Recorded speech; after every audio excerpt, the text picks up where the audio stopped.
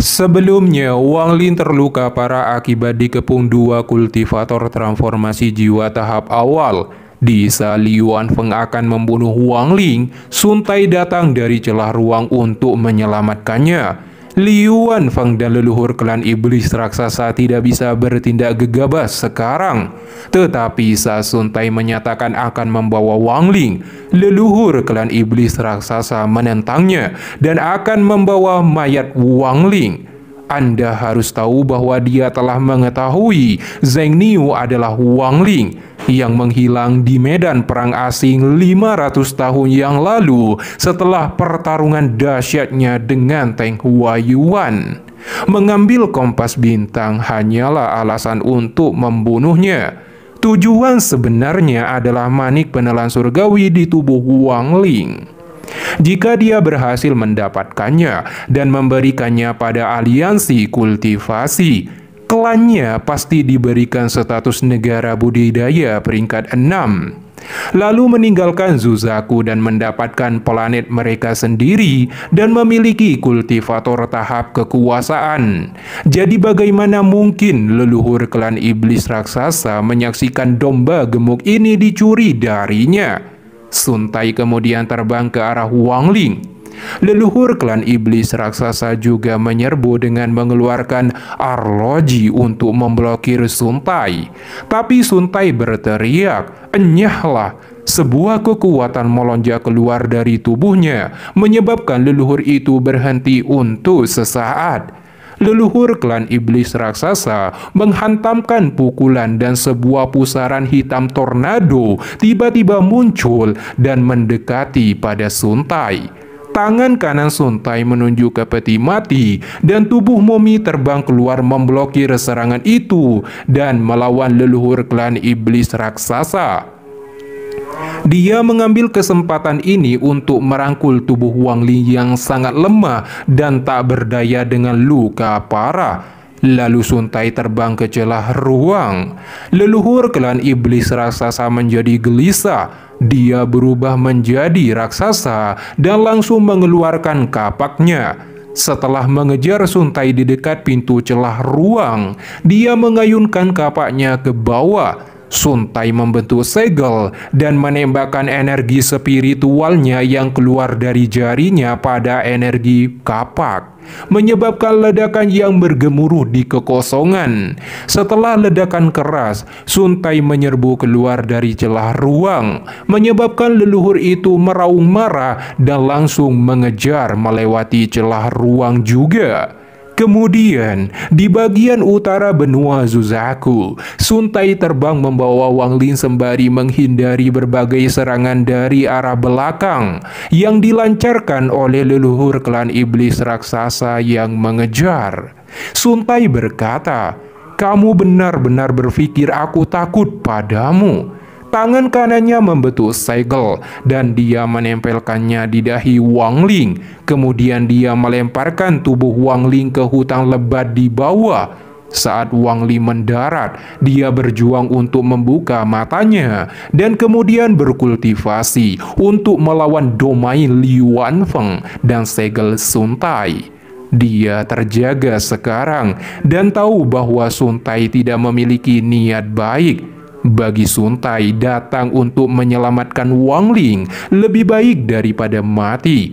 Di atas langit, Sun Tai sudah terlibat dalam pertarungan sengit dengan leluhur klan iblis raksasa tanpa khawatir apapun. Leluhur itu mengayunkan berbagai serangan gelombang energi kapak.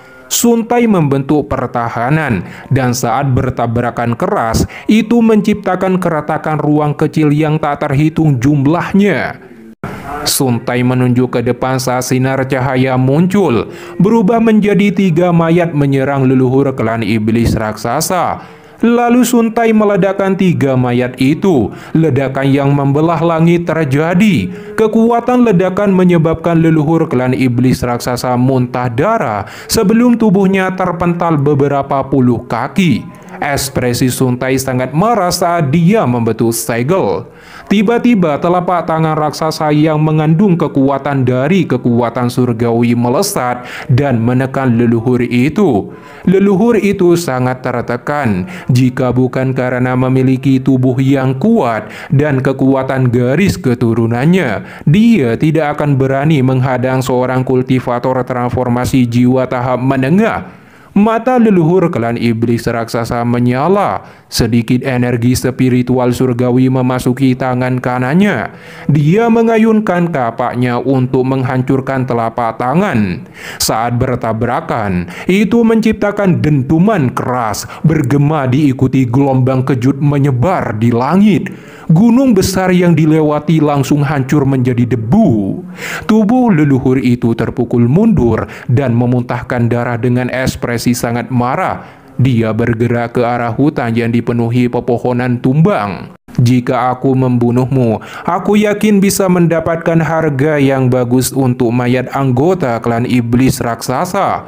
Suntai mengangkat tangannya ke udara dan berteriak, "Guntur!" Gemuruh keras datang, sinar petir hitam muncul di langit. Domain Gunturku diperoleh setelah aku membayar harga mahal saat hidup di planet Guntur surgawi selama 100 tahun. Kamu hanya anggota cabang dari klan iblis raksasa. Matilah untukku. Petir hitam langsung turun menuju leluhur itu. Ekspresi leluhur klan iblis raksasa menjadi gelap ketika dia melihat kilat hitam datang. Dia mengeluarkan raungan, tubuhnya menjadi lebih tinggi dan meninju petir yang turun. Ledakan keras terjadi lagi saat dua kekuatan bertabrakan. Tubuh leluhur itu memuntahkan darah dengan petir menyebar ke seluruh tubuhnya. Dia tersenyum kejam saat Liu Wanfeng tiba-tiba muncul, mengangkat tangannya untuk membunuh Wang Ling. Wang Ling tiba-tiba membuka matanya dan mengungkapkan tatapan ganas. Dia baru saja mencoba memulihkan kekuatannya, tetapi menemukan bahwa domain teh Liu Wanfeng dan segel Suntai bersama-sama telah membentuk segel yang kuat. Akibatnya, dia tidak bisa memulihkan energi spiritualnya sama sekali.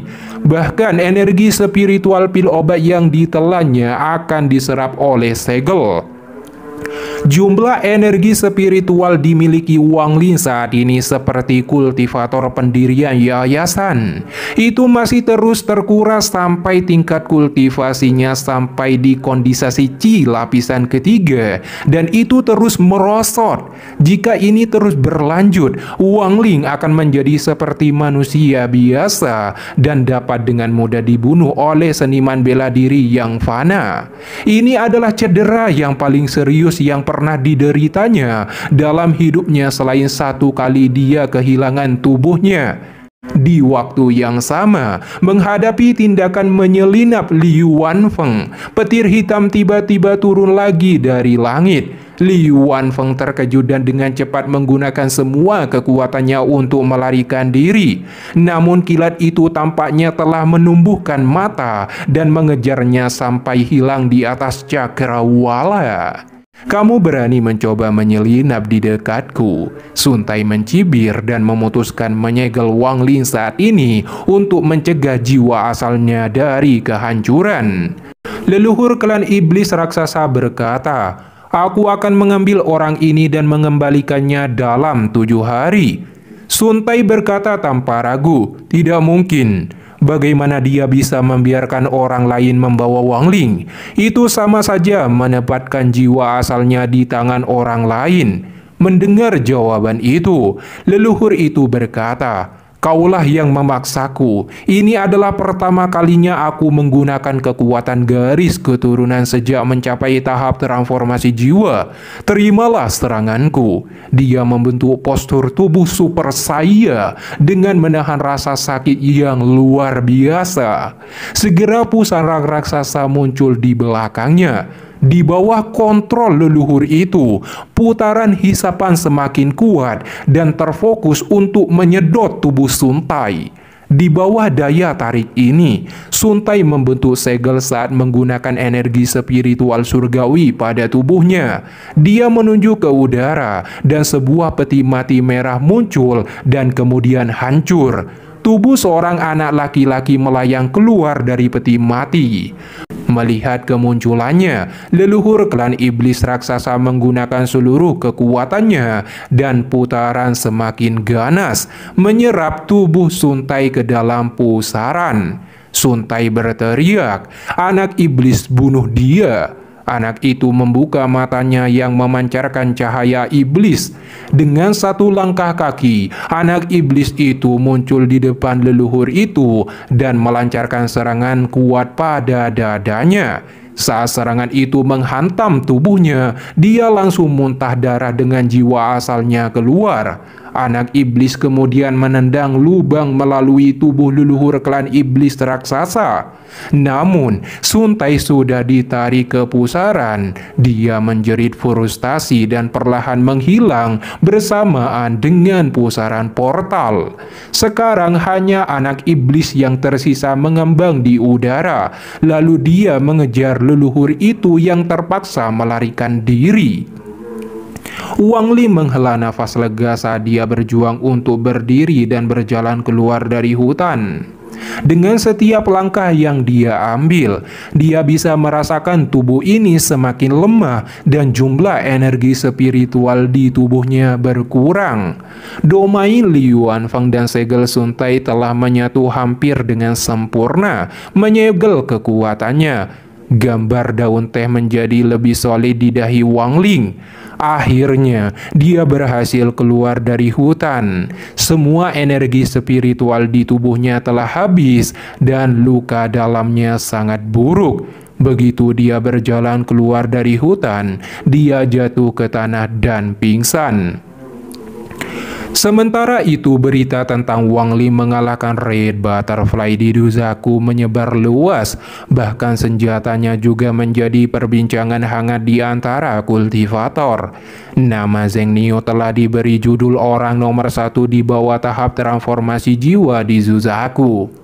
Di waktu yang sama, saat pertarungan Suntai dan leluhur klan iblis raksasa, Yuan Kunzi mengalihkan pandangannya ke arah utara. Dia melihat gelombang kejut energi spiritual surgawi dan mengetahui bahwa dua kultivator transformasi jiwa lagi bertarung.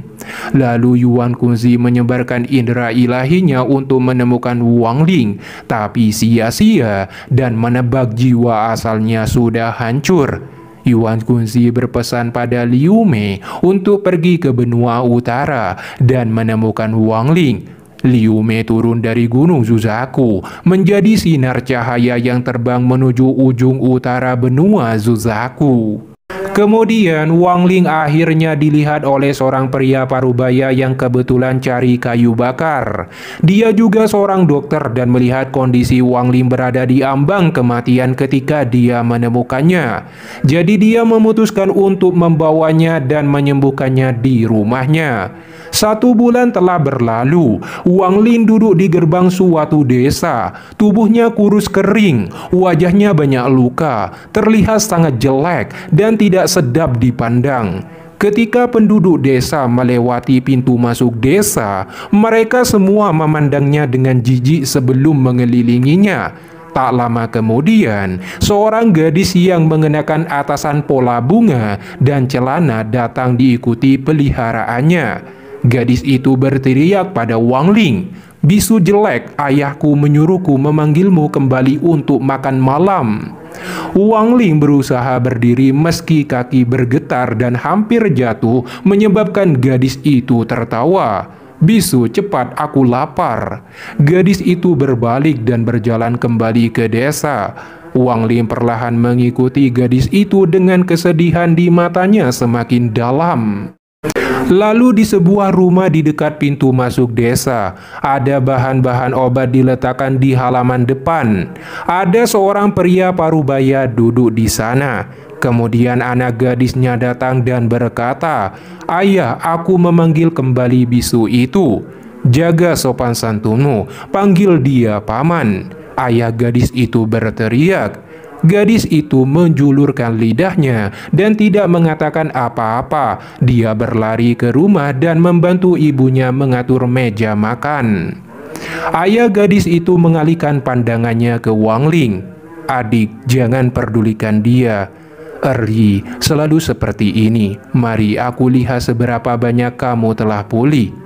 Wang Ling mengangguk dan merentangkan lengannya. Pria parubaya itu mulai memeriksa kondisi Wang Ling dan berkata Wang Ling sudah pulih dengan baik setelah dia memberikan lebih banyak obat dan kemudian Wang Ling hanya perlu banyak makan. Pada saat ini seorang wanita berjalan keluar dari rumah dan gadis itu mengikuti di belakangnya. Keduanya membawa beberapa piring dan meletakkannya di atas meja. Gadis itu cemberut dan berkata, "Bu, aku tidak akan makan bersama si bisu. Dia sangat jelek sehingga aku tidak bisa makan bersamanya di sini." Ayahnya marah mendengar ini, tapi ibunya yang penuh kesabaran menyuruh anak gadisnya makan di dalam. Dengan ekspresi cemberut, gadis itu keluar dan duduk di halaman rumahnya untuk makan. Sementara Wang Ling yang memegang mangkuk makannya bergetar dan memasukkan nasi ke dalam mulutnya.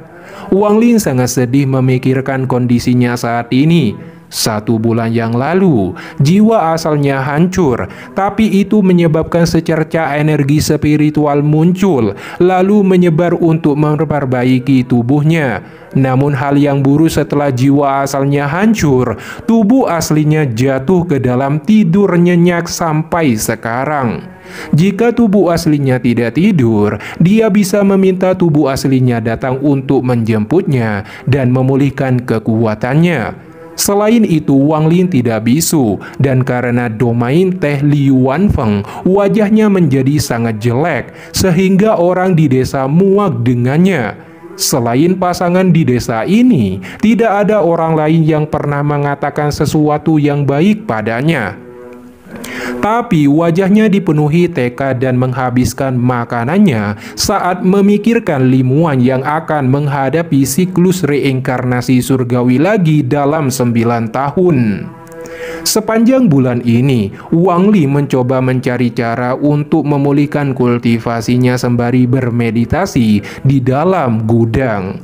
Tetapi sia-sia karena perlu tempat yang memiliki energi spiritual yang tebal.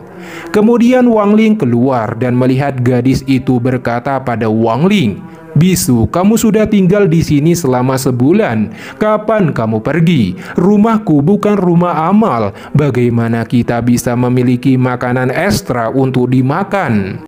Ibunya berjalan keluar dan menegur anaknya itu, tapi dia masih tidak memperdulikannya dan pergi. Setelah itu ibunya minta maaf kepada Wang Ling bahwa anak gadisnya tidak tahu apa-apa. Jadi Wang Ling bisa tinggal di sini sampai keadaannya membaik.